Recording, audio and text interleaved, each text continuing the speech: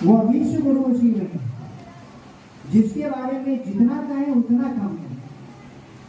कहा जाता है कि हे महादेव, तुम्हें जानना समझना मानस की सीमा की बाहर की बात है।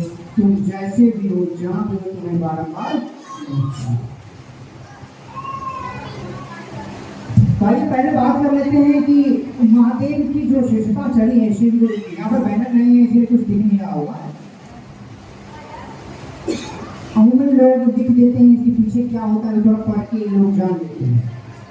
लेकिन ये शिव गुरु की शिष्टता दो ही चीज है, बात शिव है और शिष्य है। दोनों से मिलकर ही, यानी गुरु और शिष्य से मिलकर इस शिष्यता का प्रारंभ होगा। शिष्यता यानी शिष्य का व्यवहार, जिसमें शिष्य का व्यवहार होगा वो शिष्यता होगा उसमें।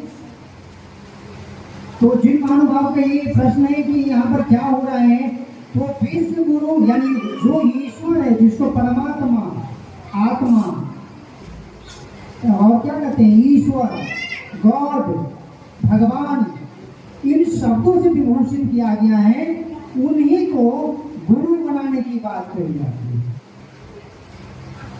आप जिनको भी गुरु बनाए हैं वह उन्हीं शिव से लेकर, अर्थात उन्हीं गॉड से लेकर के वो गुरु पद धारित किए हुए हैं। वो वाहे गुरु के अंदर भी गुरु है, उनके अंदर भी परमात्मा गुरु, यानी उनका गुरु कौन होता है, शरीर नहीं होता। ये कभी गुरुभाई बोल के गए, जब भी वह सूक्ष्म कोई चीज स्पष्ट रूप से आप तक पहुंचाना चाहेगा, हम तक पहुंचाना चाहेगा, तो क्या करेंगे, किसी स्थूल का अवलंबन लेंगे, सहारा लेंगे, किसी स्थूल शरीर का सहारा लेंगे, वही स्थूल शरीर का सदगुरु का संज्ञा ले लिया जाता है। यानी जब भी सूक्ष्म कोई बात आप तक, हम तक पहुंचाना चाहेगा, तो आप सुनेंगे कैसे, क्योंकि सुनने की शक्ति तो कान से दिया गया है। तो आप देखेंगे आप कैसे, क्योंकि वो सूक्ष्म नहीं है, मतलब अति सूक्ष्म तो है नहीं, सूक्ष्म अति सूक्ष्म है। सूक्ष्म होगा तो आप सूक्ष्मदर्शी ले लीजिए खरीद के माइक्रोस्कोप और देख लीजिए, देखिए दही में भी कीड़ा होता है, लेकिन वह महादेव को देखना तो बहुत कठिन है। तो वह परमात्मा जब भी अपना बात किसी से कहलवाता है, उसी को सदगुरु की संज्ञा दिया जाता है। लेकिन सदगुरु और गुरु में भी भेद है, सबको पता है, शायद मैं कुछ लाइन में स्पष्ट कर रहा हूँ। गुरु का काम होता है जो दर्शन से, वाणी से, स्पर्श से व्यक्ति यानी जीव में शिव भाव का उन्मेष कर दे, वो गुरु है। दर्शन अर्थात, दर्शन मतलब ये मतलब कि देख लेना, भीतर घुस करके, या गुरु के अंदर आप घुस गए, जान गए। दर्शन शब्द का होता है भीतर प्रविष्ट होकर के झांकना, देखना। चेहरा देख लेने से दर्शन नहीं होता है, किसी का फोटो देख लेने से दर्शन नहीं होता है, या महादेव का फोटो देख करके आप महादेव नहीं हो सकते। लेकिन महादेव का अगर दर्शन आपने कर लिए तो महादेव हो सकते हैं। लेकिन एक लाइन फिर यहाँ पर जुड़ जाता है, जो तुम्हें जाना हो तुम सा हो जाएगा, जो महादेव को जान लिया महादेव जैसा हो जाएगा। तो गुरु दर्शन से, वाणी से, बोल करके, स्पर्श से, छू करके अब जीव में शिव भाव का उन्मेष लगाता है। उससे थोड़ा पावर ऊपर है सदगुरु का, जिनकी व्याख्या होती है, परमात्मा ने डायरेक्ट उनको चुना और वो परमात्मा अपनी बात उन व्यक्ति को चुन लिए। जैसे ट्रांसफार्मर में पावर हाउस से लाइन गया और वो ट्रांसफार्मर आपके घर में लाइन गया, नहीं तो डायरेक्ट ट्रांसफार्मर डायरेक्ट लाइन लेते तो क्या होता है, टीवी उड़ता है कि नहीं उड़ता है। तो डायरेक्ट नहीं होता ट्रांसफार्मर में, वो ट्रांसफार्मर सदगुरु पावर हाउस से लाइन गया। लेकिन सदगुरु क्या करेंगे, यहाँ पे सदगुरु में मात्र अपनी दया से जीव में शिव भाव का उन्मेष लगाते हैं, यानी जीव को शिव बनाते हैं।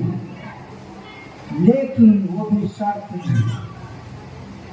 पहला वाला भी शर्त करेंगे, गुरु भी शर्त लगाएंगे, सदगुरु भी लगाएंगे। आराम के हनुमान जी का बहुत डर हो गया था, यार शादी करने के बाद बहुत लफड़ा है, तो विवेकानंद जी को कहा शादी नहीं करना, शादी करोगे तो हम तुम्हारे से गुरु नहीं बनेंगे। यानी सदगुरु जो होगा वह शब्द में आकर के अपनी दया से जीव में शिव भाव का उन्मेष जगाएंगे। अब आते हैं तीसरे, जिनकी अभी बात कर रहे हैं हम लोग, विश्व गुरु अर्थात जगत गुरु। वह बिना शब्द में, बिना कंडीशन का, बिना कोई किए हुए आपके अंदर शिव भाव का उन्मेष जगाएंगे। आप मछुआरे हैं तब भी उनके शिष्य हो सकते हैं, आप हत्यारे हैं तब भी उनके शिष्य हो सकते हैं, आप बहुत अच्छे हैं तब भी उनके शिष्य हो सकते हैं, आप बहुत बड़े महादेव के भक्त हैं तब भी उनके शिष्य हो सकते हैं, आप कुछ नहीं जानते हैं महादेव के बारे में तब भी उनके शिष्य हो सकते हैं।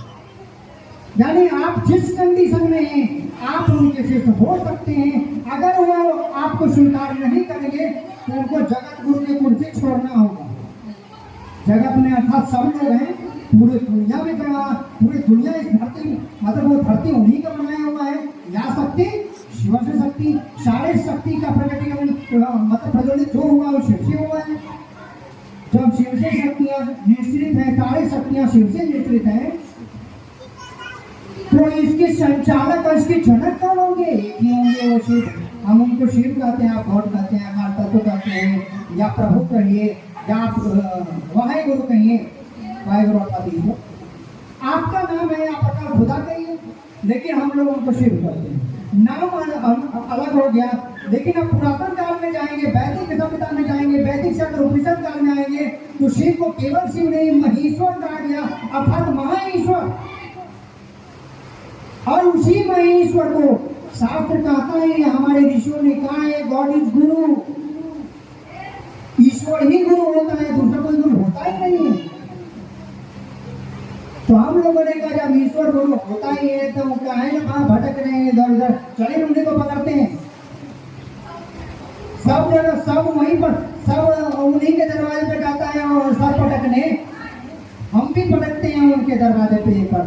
घड़ी दे घड़ी तो घड़ी तेरी करीब आकर आज हम भी देखेंगे तेरी महफिल में किस्मत आजमा के, आज हम भी देखेंगे। तो हम लोगों ने कहा कि विश्व गुरु के सामने में चलते हैं। सभी ने तो उन्हीं से लिया है। कहानियां कहती है ब्रह्मा जी ने उनसे लिया, विष्णु जी ने उनसे लिया, जितना है सब उन्हीं से लिया।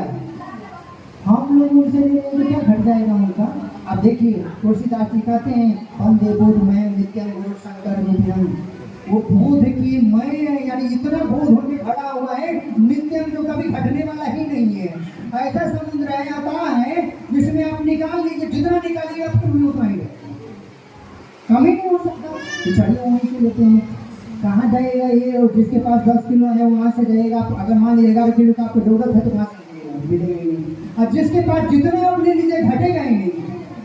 शिव शिवता तो घोषक, शिव जो जन के गुरु हैं, इसका घोषक शिव से झंडा ने कहा है, अरे महादेव को आप बना लीजिए अपना गुरु, और फिर उनसे ज्ञान लीजिए और उस ज्ञान से नहा लीजिए, खा लीजिए, पी लीजिए, जो करना है कर लीजिए, फिर भी उनके पास उतना ही ज्ञान रहेगा। तब गुरु के संपत्ति में सिद्ध का अधिकार होता है। शायद आप लोगों को ये स्पष्ट नहीं है, इसीलिए थोड़ा समझ में नहीं आया।